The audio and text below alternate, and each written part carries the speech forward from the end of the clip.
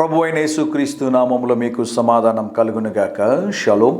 దావీదు జీవితంలో దావీదు తీసుకున్నటువంటి ఒక అద్భుతమైన నిర్ణయాన్ని ఈ ఉదయకాల సమయంలో మీకు జ్ఞాపకం చేస్తున్నాను. గమనించండి ప్రియులారా, మనము భూమి మీద నివసించు అంతవరకు ఈ భూమి పాపముతో నిండి ఉన్నది కనుక పరిశుద్ధముగా జీవించడానికి మనము ప్రయాసపడాలి. దేవుడు తప్పకుండా మనకి సహాయం చేస్తాడు.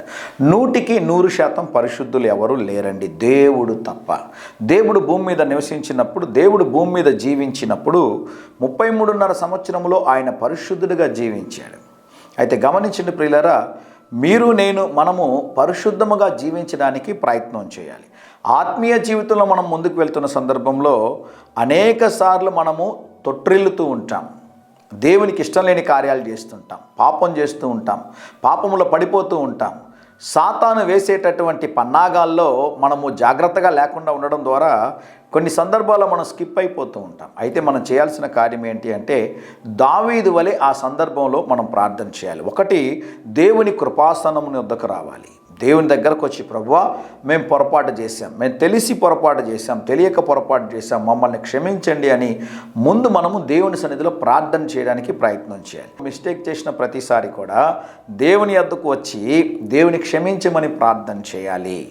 ఎవరు పర్ఫెక్ట్ కాదండి, పొరపాట్లు చేస్తూ ఉంటాం, అందరం చేస్తూ ఉంటాం. అయితే మనము వాటిలోనే జీవించాలని రూల్ ఏం లేదు. మన పొరపాట్లు మనం ఒప్పుకొని విడిచిపెట్టినట్లయితే వాక్యం అంటది, మీరు కనికరించబడుదురని. 51వ కీర్తన 10వ వచనము. దేవా, నా యందు శుద్ధ హృదయమును కలుగజేయము. నీకు ఇష్టం లేని కార్యం చేశాను ప్రభువా, నేను పాపం చేశాను, నేను దోషం చేశాను, నన్ను క్షమించండి అని మనం దేవుని సన్నిధికి వచ్చి ప్రార్థించాలి. మనం ఎప్పుడైతే దేవుని సన్నిధికి వచ్చి ప్రార్థిస్తామో దేవుడు మనల్ని క్షమించి ఆయన శిలువ రక్తము చేత మనల్ని పరిశుద్ధపరుస్తారు అని దేవుని సేవకుడిగా తెలియజేస్తున్నాను.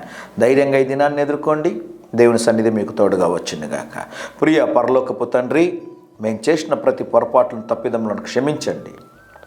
మా హృదయమును నీ శిలువ రక్తం చేత కడిగి శుద్ధీకరించమని, పరిశుద్ధపరచమని, మీ ఆత్మ చేత నింపమని, నూతన హృదయమును మాకు దయచేయమని యేసు నామములో ప్రార్థిస్తున్నాము తండ్రి.